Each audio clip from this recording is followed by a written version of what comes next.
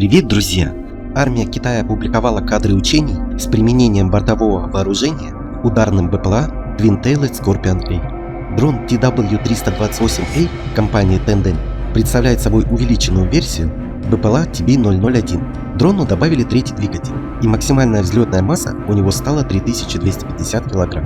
БПЛА имеет 7 точек подвески, 3 из которых являются тройными или двойными. БПЛА использует обширный арсенал ракет и бомб. Среди них есть ракета класса «Воздух-Земля» ТЛ-2, высокоточные бомбы ФТ-9 АЛС-650, противотанковые ракеты Blue Arrow 7 и Blue Arrow 11A, бомба с лазерным наведением GP-25 и бомба YZ-102A. Максимальная дальность полета БПЛА Twin-Tailed Scorpion A 6000 км, автономность 35 часов, практический потолок 8000 метров, дальность связи до 3000 км при использовании спутниковых каналов передачи данных.